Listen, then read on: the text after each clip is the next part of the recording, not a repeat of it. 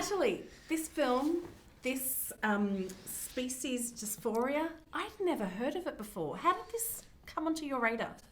So basically, I think it was very interested and open to the themes of identity and kind of, what makes us human, and, are we defined by the skin that we're in or by our choices or by our desires?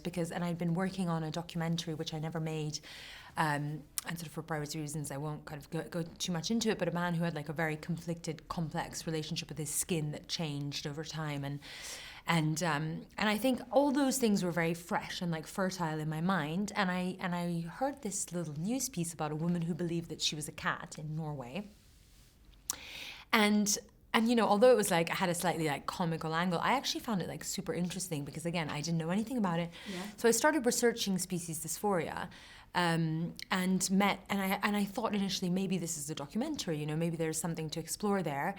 And met a few people who did have species dysphoria in different kind of ways. Some, it was rather sort of an association with an animal. They felt that they weren't necessarily that animal, but rather, let's say, just felt more comfortable in the skin of, let's say, a tiger or a squirrel or so on. But I also realized quite quickly that if I made a documentary, it would be very much about the real condition, real people. I felt it was a very complex position to have, in which you never want to seem that you're judgmental and mocking, but actually it's quite difficult when people are on all fours and so on. So I thought, since what I'm so interested in is not a direct, let's say, metaphor, there's no direct comparison with any kind of real world issue, but rather sort of the whole scope of identity, this can be a great place, this institution which cures it, to sort of explore people who have different forms of it, German Shepherd and parrot, let's say, or even wildcat. Do they really, really think they're those animals, or are they a point of refuge, a point of kind of finding a way to deal with a trauma, finding a way to have a place in the world?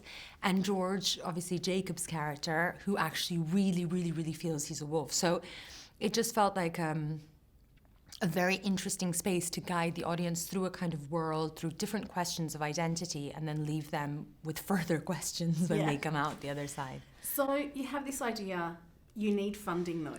So what is it like going out there, trying to chase the money, but also a film that is so much about identity? How do you make sure you're not giving up the film's identity while also trying to get financing? Because that's a hard sort of line to toe, isn't it? It is. I think we were very lucky though, because so I'm also a producer on the film. My business partner Jessie, we have the company Feline Films. So the idea was, and it is actually a very small independent film. It just then kind of took on this new life with the cast and Universal then, and for Focus Features. The cast are phenomenal, by the way. They are, yeah. They really are amazing. And so, so with Focus and Universal, then it became sort of a bigger thing. But actually, it was the two of us making, in the end, the budget is a quite modest €2 million budget. And we pitched it sort of Screen Ireland, obviously, which is a funding body, which does support, the arts and stuff. So in a way, I think you have more leniency than, let's say, that if you're maybe in the US, where you have a model which is totally economically driven, and there's less room. Well, here we went to Screen Ireland for funding, the Polish Film Institute. My cinematographer is Polish. Euromage, which is another fund. And I actually to be honest, I never felt I had to make a compromise on sort of script level or had to change the premise. I think we were lucky that, being quite an unusual sort of pitch or log line, people could sort of see it to be whatever they wanted, almost. It could seem maybe potentially more commercial than what I think the film actually is. And so I think that might have satisfied a few people. And there was enough, I think, intrigue that we were quite lucky, really, in that process. And how did the pandemic's been tough for everybody, but how did it work to your favour? Because, before, people would go away and they'd go, it is like a family, we're in our own little bubble. But this, you were really in a bubble. And are there some practices that you learnt during the pandemic that you think, actually, I'm going to take with me onto the next project? Yes, I mean, actually, completely. In our case, it was in our favour, the pandemic, for sure, because we were supposed to shoot in April.